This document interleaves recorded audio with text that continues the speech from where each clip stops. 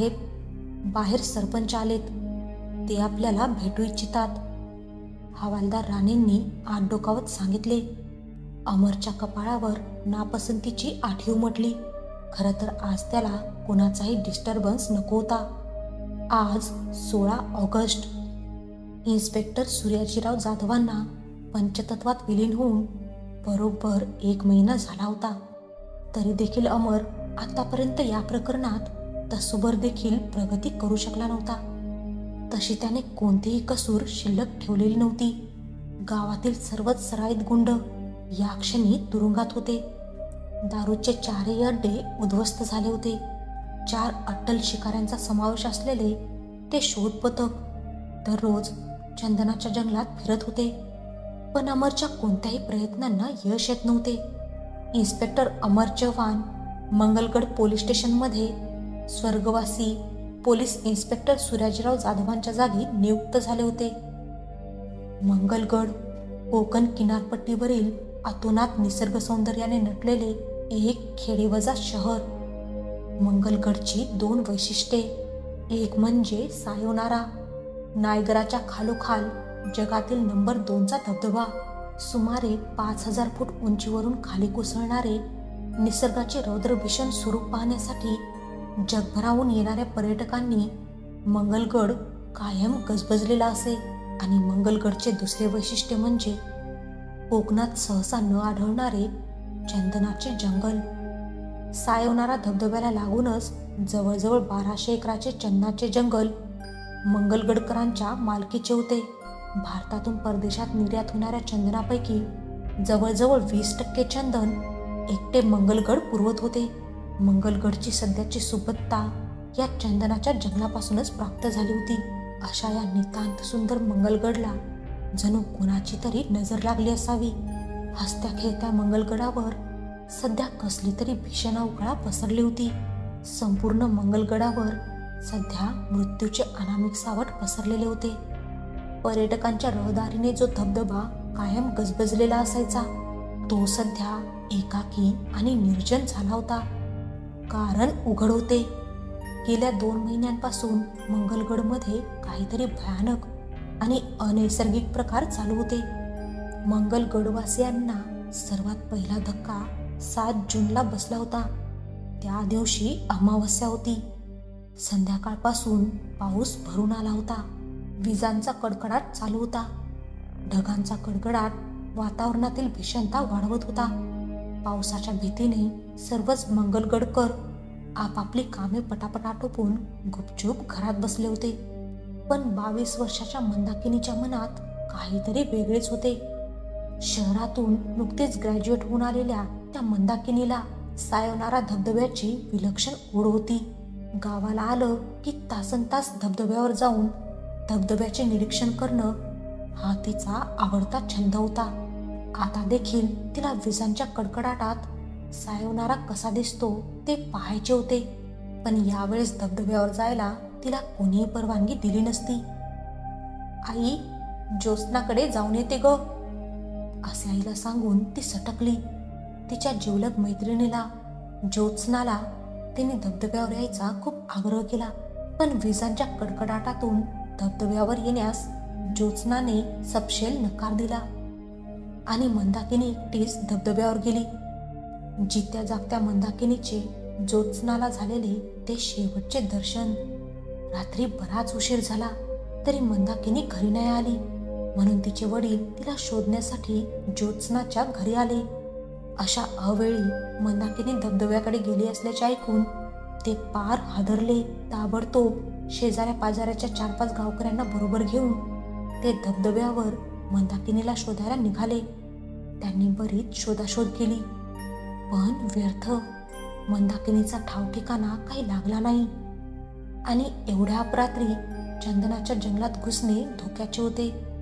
दुसऱ्या दिवशी सकाळी दाट जंगलात मंदाकिनीचा मृतदेह अर्धवट फाडलेल्या अवस्थेत आढळला. मंदाकिनीची कुठल्या तरी प्राण्याशी झटापट झालेली दिसत होती. धबधब्यापासून आतापर्यंत कुठल्या तरी प्राण्याच्या त्या पंजाच्या खुणा दिसत होत्या. तपासाअंती ते वाघाचे पंजे असल्याचे आढळून आले. अर्थ अत्यंत साफ होता. मंगलगडमध्ये नरभक्षक वाघाचे आगमन झालेले होते. इन्स्पेक्टर सूर्याजीराव जाधवांनी मंगलगडच्या जंगलाचा कोपरा आणि कोपरा शोधून काढला, पण त्यांना वाघाचे नख देखील दृष्टीस पडले नाही. मंदाकिनीच्या मृत्यूचे गूढ हे अद्याप उलगडले नसतानाच 18 जुलैला मंगलगड पुन्हा एकदा हादरले. सुधा गोखले, वय फक्त 17 वर्ष, गावातल्या गोखले मास्तरांची मुलगी. दिसायला अत्यंत सुंदर. गावातल्या ज्युनियर कॉलेजातील मुलांनी स्वयंस्फूर्तीने घोषित केलेली कॉलेज क्वीन.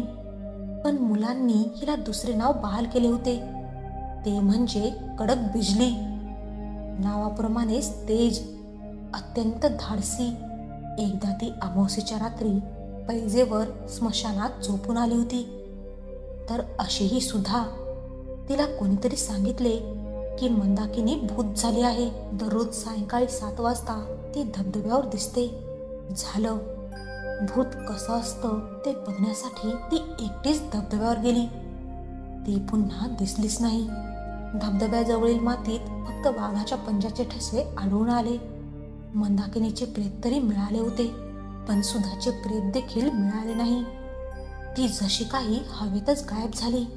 इन्स्पेक्टर सूर्याजीरावांनी जंग पछाडले, पण त्यांना नरभक्षक वाघाचा केस देखील सापडला नाही. पण मंगलगडचे दुर्दैव एवढ्यावरच संपले नव्हते. मंगलगडच्या गावाबाहेर कष्टकरी लाकूड फोड्या ह्या मजुरांची वस्ती होती. चंदनाची लाकडे फोडण्यासाठी लांबवरून आलेल्या कष्टकरी मजुरांच्या जवळजवळ 20 ते 25 झोपड्या तेथे वस्तीला होत्या. त्यातच एक झोपडी होती दादू चौगुलेची. दादू जेवढा काळा कुट्ट तेवढीच त्याची पोर गोरीपान होती.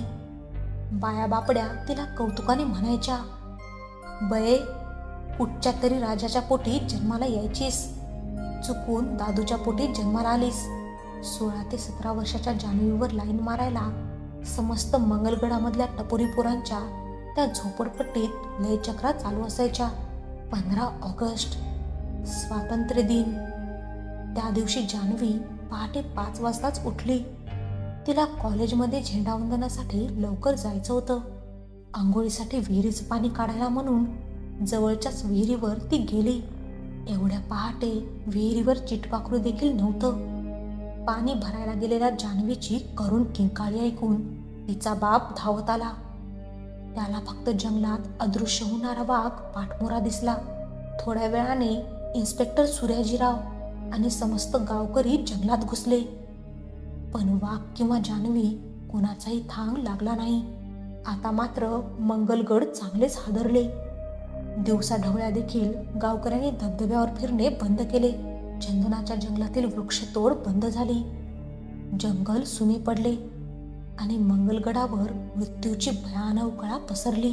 या सर्व प्रकरणाचा तपास इन्स्पेक्टर जाधव कसोशीने करत होते, पण त्यात त्यांना यश काही येत नव्हते. इन्स्पेक्टर सूर्याजीराव हे अत्यंत निधड्या छातीचे. भीती हा शब्दच त्यांच्या शब्दकोशात नव्हता.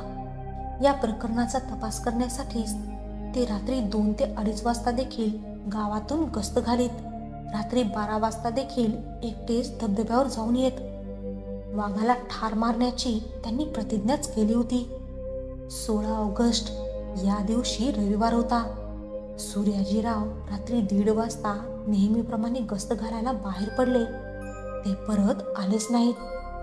मंगलगडला लागून असलेल्या डांबरी सडकेवरच सूर्याजीराव मृतावस्थेत आढळले.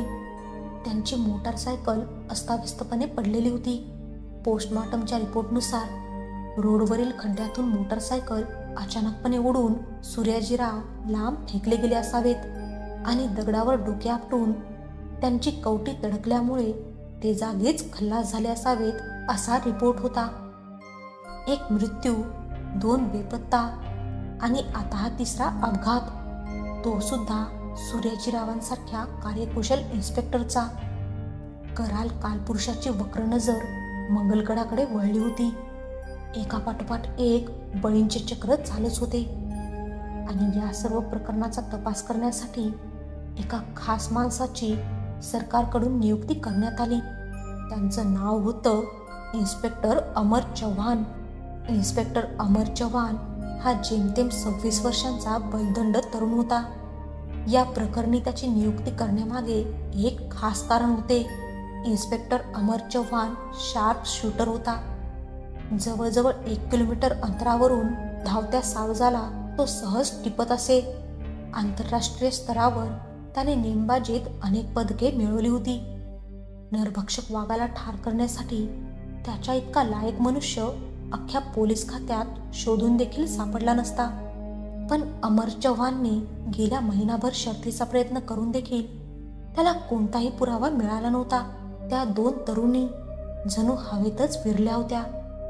नरभक्षक वाघ देखील गेला महिनाभर कुठेतरी गायब झाला होता आणि गावच्या सरपंचांनी तर रोज पोलीस स्टेशनला फेऱ्या मारून अमरचे डोके पिकवले होते. सरपंचांचे म्हणणे त्याला कळत होते, त्यांची अगतिकता त्याला समजत होती, पण त्याचा देखील इलाज नव्हता. आणि आज 16 सप्टेंबर होती. सकाळीच सूर्याजीरावाच्या घरून त्याचे मासिक श्राद्ध आटोपून अमर पोलीस स्टेशनला आला होता.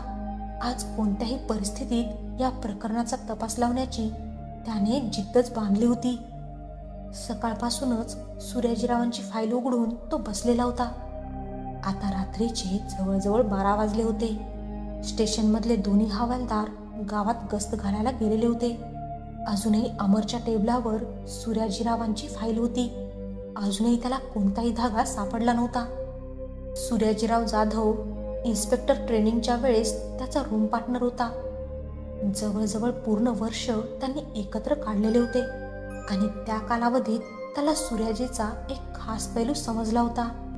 मोटारसायकलवर त्याचा कमालीचा ताबा होता. त्यामुळे सूर्याजीचा मोटारसायकल ॲक्सिडेंट होतो ही गोष्ट मनाला कुठेतरी खटकत होती. टेबलावर डोके ठेवून विचार करता करता मध्येच कधीतरी त्याला झोप लागली आणि अचानकच केबिनमधील वातावरण बर्फासारखे गार झाल्याचे त्याला जाणवले. थंडीने शहारतच तो जागा झाला. त्याने सहजच घड्याळाकडे पाहिले. रात्रीचे 2:30 वाजले होते. बरोबर 1 महिन्यापूर्वी सूर्याजी याच वेळी मृत्युमुखी पडला असेल. या विचारानेच तो अधिकच शहारला. बाहेर पावसाची पिरपीर चालूच होती. डबक्यातील बेडकांचे डरावडराव चालू होते. जंगलातून मध्येच अभद्र कोळी ऐकू येत होती. रात्रीच्या वेळेस धबधब्याचा आवाज वातावरणातील भीषणता वाढवत होता आणि त्याच वेळी बाहेरच्या कॉरिडॉरमधून कोणाच्या तरी बुटांचा खाड खाड असा आवाज ऐकू येऊ लागला. इन्स्पेक्टर अमर चव्हाण एकदम सतर्क झाला. त्याचा हात रिव्हॉल्व्हरच्या होस्टरकडे गेला. एवढ्यातच सोसाट्याचा वाऱ्याचा झोत आला. अमर चव्हाणच्या केबिनचा दरवाजा खाडकन उघडला गेला आणि त्या व्यक्तीने अमरच्या केबिनमध्ये प्रवेश केला. 6.5 फुटाची ताडमाड उंचीला शोभेल असेच बैलदंड शरीर आणि ओठावर पिळदार मिशा.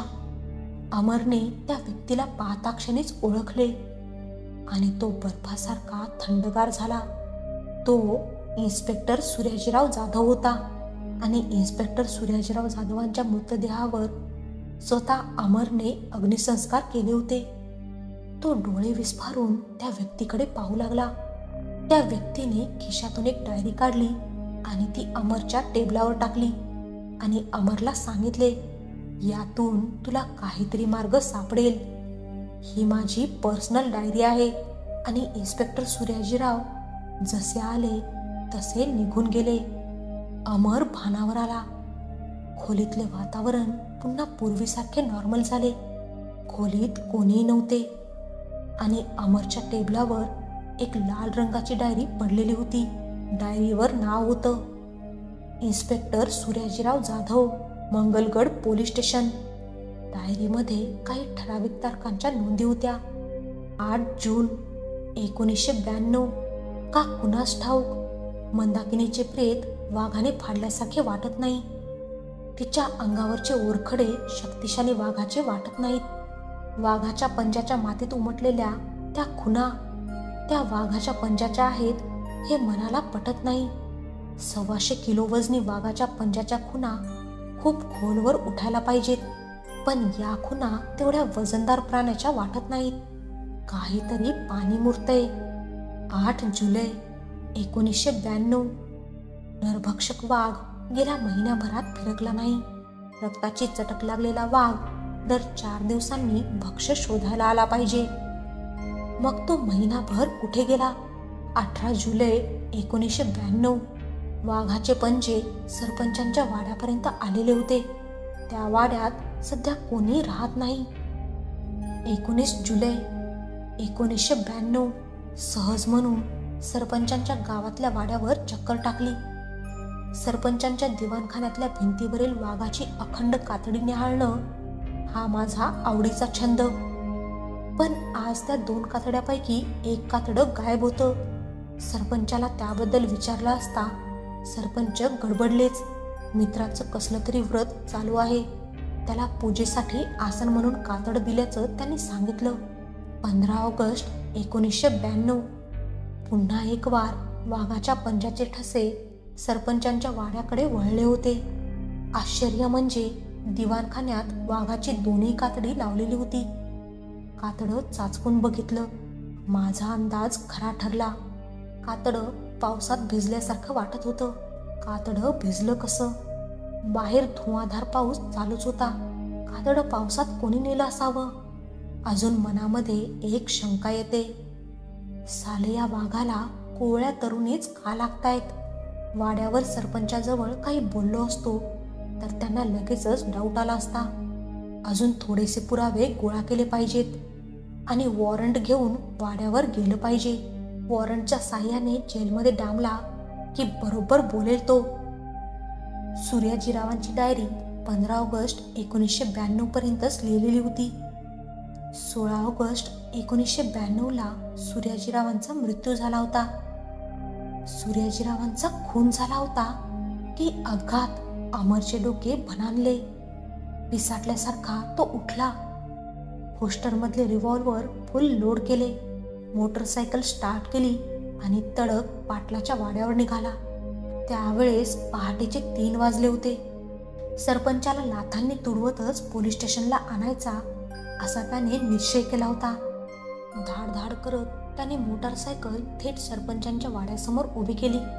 प्रवेशद्वाराजवळील रखवालदाराच्या पेकाटात लाथ घालूनच त्याने आत प्रवेश केला. सरपंच घरात नव्हते. रात्री 3:30 वाजता सरपंच कुठे गेलाय मरायला? अमर चव्हाणांचा पुलंदा आवाज घरात घुमला.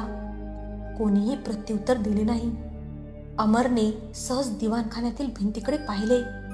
दिवाणखान्याच्या भिंतीवर वाघाचे एकच कातडे लोंबत होते. दुसऱ्या कातड्याची जागा रिकामी होती. याचा अर्थ साफ होता. वाघ आपली शिकार शोधायला भटकत होता. अमरने घड्याळाकडे नजर टाकली. पहाटेचे 4 वाजले होते. वाघाची टेहळणी निश्चितच चालू असणार. सध्या गावच्या शाळेचे बांधकाम चालू होते. त्यासाठी बरेच लमानी लोक आलेले होते. शाळेजवळच तकलादू तंबू उभारून ते राहत होते. त्यांच्यात काही तरण्याताठ्या स्त्रिया देखील होत्या. वाघाची नजर त्यांच्याकडे वळल्याची शक्यता नाकारता येत नव्हती. अमरने मोटारसायकल शाळेपासून बरीच लांब पार्क केली. तो मोटारसायकलवरून गेला असता तर मोटारसायकलच्या आवाजाने वाघ सावध झाला असता. काळोखातून लपत छपत उड्या मारीत अमर शाळेच्या दिशेने सरकला. लमानीबाईची आर्त किंकाळी त्याला ऐकू आली आणि त्या दिशेने अमरने बेफाम सूर मारला. वातावरणात किंकाळ्यावर किंकाळ्या घुमत होत्या. त्या दिशेने अमरने धाव घेतली. एवढ्यातच त्याच्या उजव्या कानाच्या बाजूला काहीतरी चमकून गेल्यासारखे वाटले. अमरने ओळखले की कोणीतरी पाठीमागून सुरा फेकला होता. पण पाठीमागच्या सुऱ्यापेक्षा पुढे दिसणारे दृश्य महत्वाचे होते. अमरपासून 500 मीटर अंतरावर एक वाघ वेगाने पळत होता. पण आश्चर्याची गोष्ट म्हणजे हा वाघ चक्क 2 पायांवर पळत होता. त्याच्या हातात एक तरुणी होती आणि ती किंकाळ्या मारत होती. हे दृश्य पाहून पिसाळलेल्या अमरने मागचा पुढचा काही विचार न करता बेछूटपणे गोळी झाडली. गोळी वाघाच्या तंगडीत घुसली आणि वाघ खाली कोसळला. वाघाला जायबंदी केल्यावर अमर गरकन मागे वळला. काहीतरी हालचाल जाणवली होती. पाठीमागून 5 यमदूत हातात तलवारी घेऊन अमरला मारण्यासाठी येत होते. पण अमरला चिंता नव्हती. अमरच्या हातात पिस्तूल होते. त्याच्या 5 गोळ्या शिल्लक होत्या आणि त्यातील एकही गोळी चुकणार नव्हती. दुसऱ्या क्षणी ते 5ही गुंड खाली कोसळले. त्या सकाळी मंगलगडच्या गावकऱ्यांनी एक वेगळेच दृश्य बघितले. शाळेपासून ते पोलीस स्टेशनपर्यंत पूर्ण रस्ताभर अमर त्या वाघाला कमरेच्या पट्ट्याने आणि बुटांनी अक्षरशः तुडवत होता आणि वाघ चक्क माणसासारखा ओरडत होता. गावकऱ्यांचे लाडके सरपंच वाघाच्या कातडीतील नरभक्षक बनलेले होते. पण त्यांनी असे का केले? त्याला 2 कारणे होती. त्यांनी मुलींना फसवून देहविक्री करणाऱ्या मुंबईच्या दलालाशी संपर्क साधला होता. एका कोवळ्या तरुणीच्या पाठीमागे त्यांना नेट 15 लाख रुपये मिळणार होते. आणि दुसरी गोष्ट म्हणजे अशी की चंदनाच्या तस्करीमध्ये करोडो रुपये कमवण्याची त्यांना हाव सुटली होती. पण चंदनाच्या जंगलात अनेक वाटेकरी होते, म्हणून त्यांनी हा डाव खेळलेला होता. लोकांच्या मनात वाघाची आणि भुताटकीची दहशत बसली असती तर त्या जंगलाकडे कोणी फिरकले नसते आणि जंगलतोडीसाठी सरपंचाला मोकळे रान मिळाले असते. त्यांनी मंदाकिनीला मारले कारण वाघाने तरुणीला फाडल्याचे हुबेहूब चित्र त्यांना लोकांच्या डोळ्यासमोर उभे करायचे होते आणि त्यापायी मंदाकिनीचा जीव गेला होता. पण मुख्य प्रश्न असा होता की त्या तरुणी ताबडतोब गायब कुठे झाल्या? सरपंचांनी त्याची व्यवस्था करून ठेवलेली होती. सरपंचांच्या जंगलातल्या वाड्यातूनच एका गुप्त भुयारी मार्गाने जवळजवळ 2 कोसांवर एका गावात त्यांना नेण्यात येत असे आणि तेथूनच त्यांची मुंबईला जायची सोय होत होती. पण सर्वात महत्त्वाचा प्रश्न हा होता की सूर्याजीरावांचा अपघात कसा झाला? इन्स्पेक्टर सूर्याजीराव जाधवांना वाघाच्या कातड्याचा संशय आल्याचे त्यांनी ओळखले होते. हा इन्स्पेक्टर पुढे मागे आपल्याला घातक ठरेल हे लक्षात येताच त्यांनी त्याचा काटा काढला होता. त्या दिवशी सूर्याजीराव रात्री 2 वाजता गस्त घालायला बाहेर पडले होते. सूर्याजीराव जाताना हळू जात होते, पण येताना भन्नाट वेगाने मोटारसायकल पळवत होते. हे पाटलांना माहिती होते. त्या दिवशी त्यांनी रस्त्याच्या दोन्ही बाजूंना 2 खुंट्या ठोकून ठेवल्या होत्या. त्या खुंट्यांना पातळ पण अत्यंत भरभक्कम अशी तार बांधलेली होती. हा स्पॉट खड्ड्याजवळ होता. सूर्याजीराव भन्नाट वेगाने मोटारसायकलवरून निघाले. त्यांना मार्गातली तार दिसलीच नाही. मोटारसायकल त्या तारेला अडखळली आणि सूर्याजीराव दुसऱ्या क्षणी भयानक वेगात हवेत फेकले गेले. तार ताबडतोब काढली गेली. लोकांना वाटले की खड्ड्यातून गाडी उडाली आणि सूर्याजीरावांचा मृत्यू झाला. एकंदरच या सर्व प्रकरणामागे सरपंच पाटलाचे सुपर डोके होते. इन्स्पेक्टर अमरला गोल्ड मेडल मिळाले, पण ते त्याने इन्स्पेक्टर सूर्याजीरावांच्या फोटोला अर्पण केले आणि तो ढसाढसा रडला.